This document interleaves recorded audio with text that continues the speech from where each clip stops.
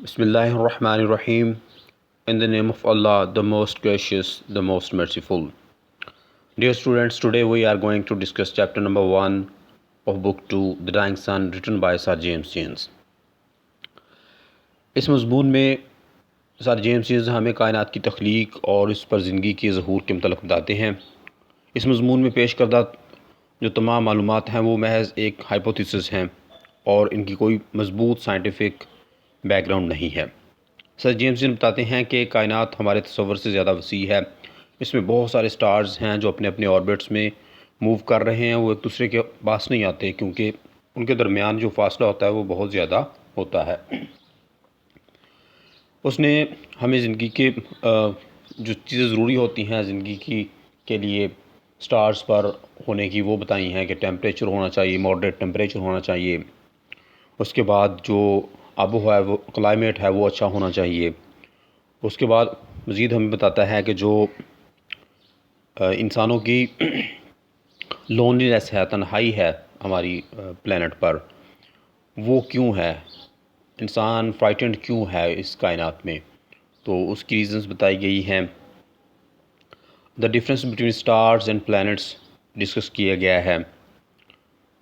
उसके बाद हमें इम्पोर्टेंस ऑफ अर्थ के बारे में बताया गया है और इस तरह की चीज़ें डिस्कस की गई हैं। तो हम इस चैप्टर के क्वेश्चंस की तरफ चलते हैं। क्वेश्चन नंबर 1 है, how is that star seldom finds another star near it. क्या वजह है कि एक स्टार जो है वो बहुत शाज़ो नाज़र ऐसा होता है कि कोई दूसरा स्टार उसके पास आए। जैसे मैंने आपको पहले बताया कि सर जेम्स जीन्स ने कहा कि तमाम स्टार्स हैं वो अपने ऑर्बिट्स में मूव करते हैं और उनके दरमियान मिलियंस ऑफ माइल्स का फासला होता है। तो ये वजह होती है कि वो एक दूसरे के पास नहीं आ पाते।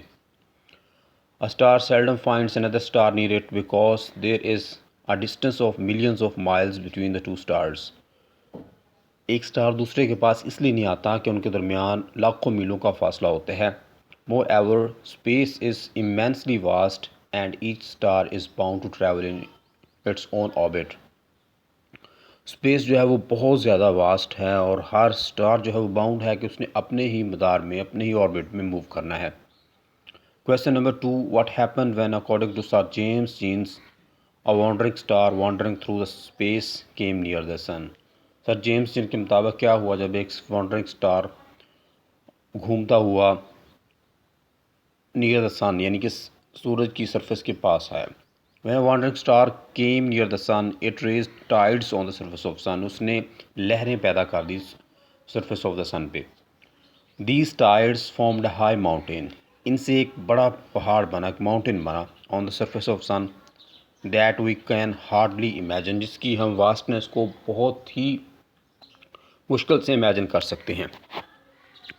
Question number 3, what happened when the wandering star came nearer and nearer. जब वो वॉन्डरिंग स्टार जो था वो सूरज की सतह के पास से पास आता गया तो क्या हुआ। When the wandering star came nearer and nearer the sun, the mountain on the surface of the sun raised higher and higher. ये ज़्यादा से ज़्यादा होता चला गया, मतलब जो जैसे जैसे वो पास आया वैसे वैसे वो बड़ा होता गया। Question number 4 is, what are planets and how did they come into existence. Planets क्या हैं और वो कैसे हमारे वजूद में आए। इंपॉर्टेंट क्वेश्चन है। Answer, the planets are broken parts of sun. ये सूरज का टूटा हुआ हिस्सा हैं। They came into existence due to tidal pull caused by some stars on the surface of sun. ये टाइडल पुल की वजह से जो सरफेस ऑफ द सन पे हुई थी उसकी वजह से ये हमारे वजूद में आए। Question number 5, why is there no life on the stars. दूसरे स्टार्स जो हैं उन पे जो ज़िंदगी है वो क्यों नहीं है। There is no life on the stars because the stars are balls of fire and they have intense heat. क्योंकि वो आग के गोले हैं और उन पे बहुत ज़्यादा गर्मी है। Therefore the stars are too hot for the life to exist on them. लिहाजा स्टार्स इतनी ज़्यादा गर्म हैं कि उन पर ज़िंदगी एग्जिस्ट नहीं कर सकती। मैंने आपको बताया कि लाइफ एग्जिस्ट करने के लिए मॉडरेट टेम्परेचर का होना बहुत ज़रूरी है क्योंकि स्टार्स होते हैं वो those are the balls of fire.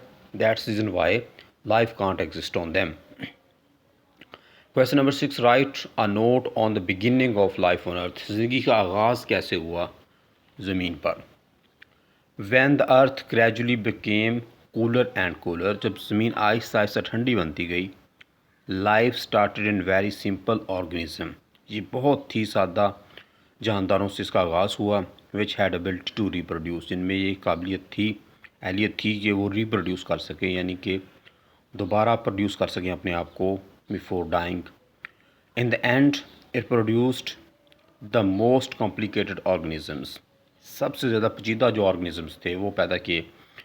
Who has feelings and ambitions, जिसमें फीलिंग्स हैं, एम्बिशंस हैं, लाइक मैन, आदमियों की तरह, इंसानों की तरह की जो ऑर्गेनिजम्स पैदा हुए. Question number 7.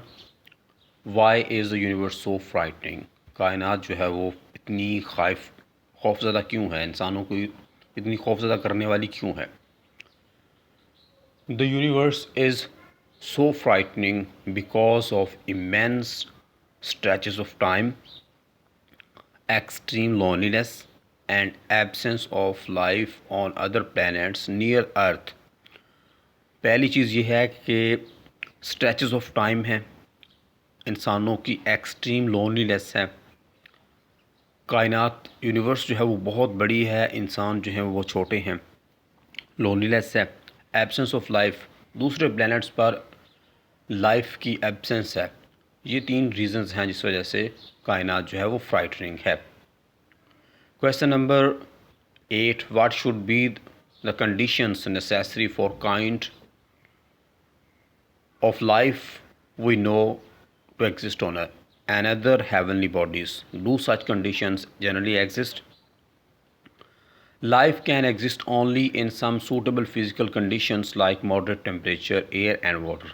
क्वेश्चन ये है कि कौन कौन सी कंडीशंस, कौन कौन से हालात ज़रूरी हैं कि दूसरे स्टार्स पर जो है वो लाइफ एग्जिस्ट कर सके. तो हम बहुत दफ़ा डिस्कस कर चुके हैं कि लाइफ के एग्जिस्ट करने के लिए हमें सूटेबल फ़िज़िकल कंडीशंस जो चाहिए वो मॉडरेट टेम्परेचर है, एयर एंड वाटर है. Such conditions do not exist on other heavenly bodies except the earth. ज़मीन के अलावा दूसरे जो बड़े बड़े अजसाम हैं उन पर ऐसी कंडीशंस जो हैं वो एग्जिस्ट नहीं करती. Therefore there is no life on other heavenly bodies. दूसरी जो अजसाम हैं बड़े बड़े उन पर लाइफ एग्जिस्ट नहीं करती. Question number 9. How do the stars travel in the universe. Stars जो हैं वो कैसे ट्रैवल करते हैं? The stars travel in the universe either in groups, या तो वो ग्रुप्स में ट्रैवल करते हैं, और मोस्टली दे ट्रैवल अलोन, या ज़्यादातर वो अकेले सफ़र करते हैं. The travel at vast distance from one and other, वो एक बहुत बड़े डिस्टेंस पर एक दूसरे से सफ़र करते हैं. तो ये हमारा पहला चैप्टर कंप्लीट हो गया. इंशाल्लाह सुबह next chapter using the scientific method will be discussed. अल्लाह हाफिज़.